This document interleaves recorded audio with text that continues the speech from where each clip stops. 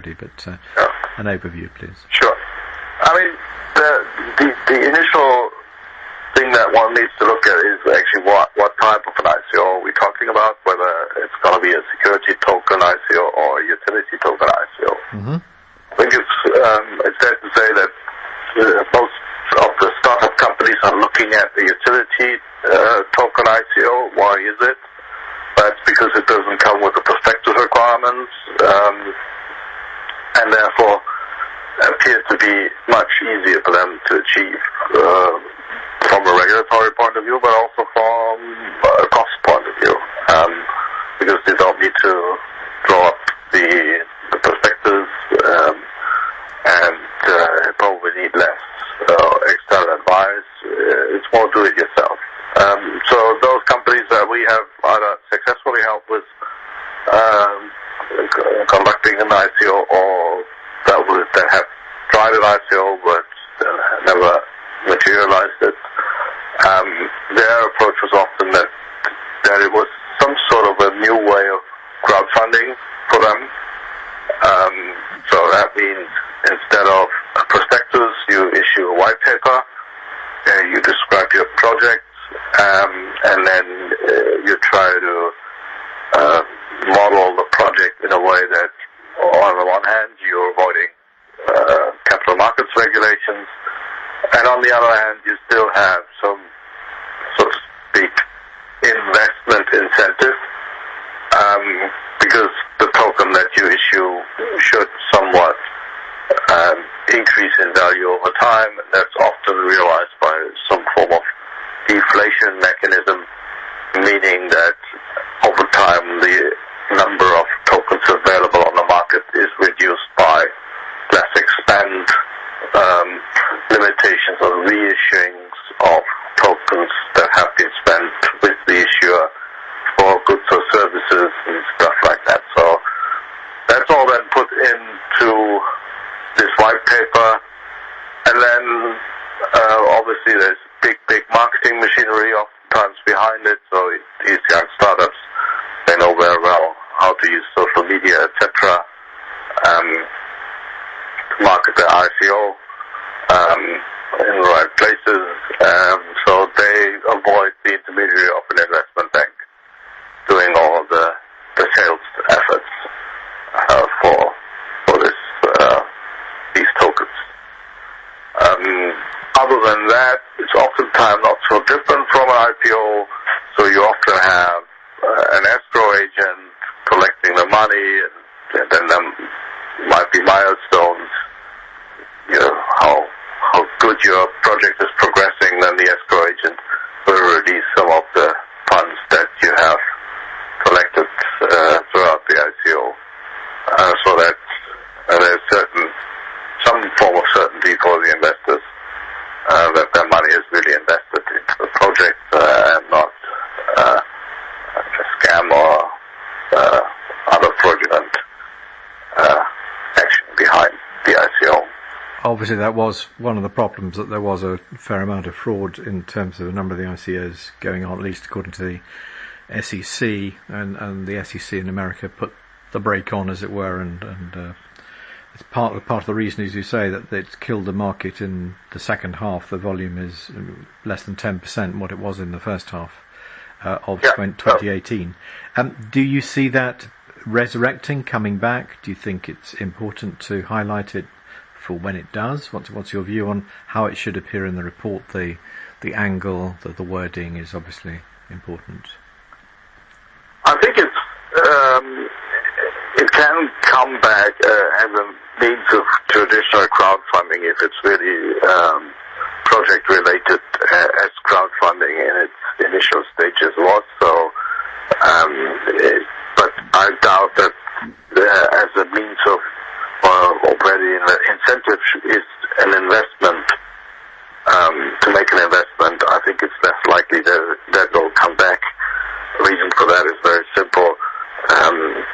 We have little to no investor protection that is typical for an ICO, where you can really expect some return on your investment. It's really something that for the utility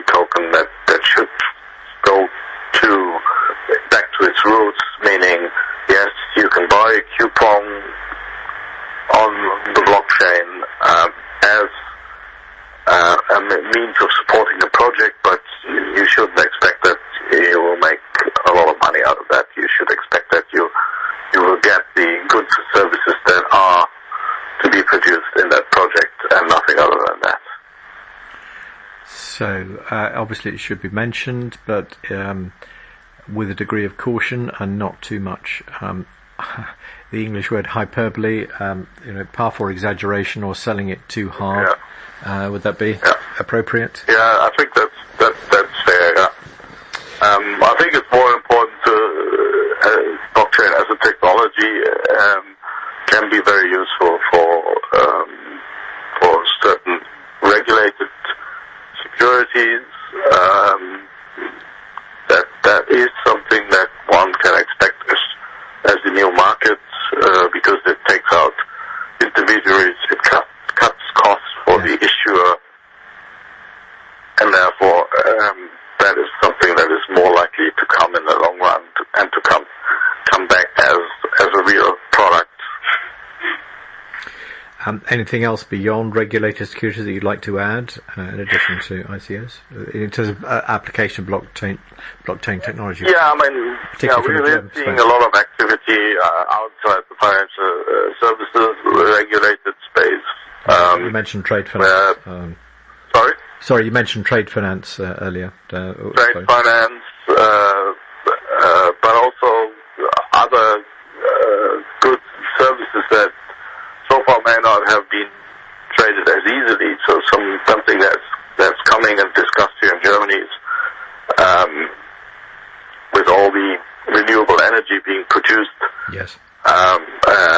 locally, that trading that, direct marketing of that energy is something that could be easily done on the blockchain. Is that feeding into the local tariff, to the local energy supplier for energy that you generate through a wind farm, through solar panels or whatever? Yeah, and instead of collecting the feed-in tariff, that you want to put your own energy on the market and sell it directly to whoever wants it, and then it goes through the grid, and there's no feed-in tariff payment anymore required for that direct marketing, because you get higher subsidies for that.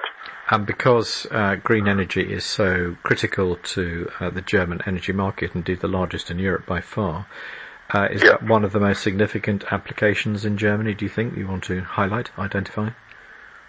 I think it's a likely use case, let me put it that way. I think there are other likely use cases.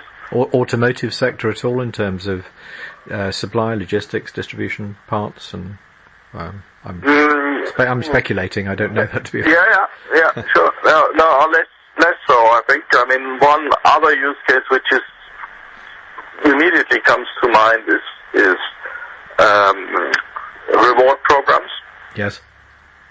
So these are customer loyalty or reward programs for. Exactly. Yeah.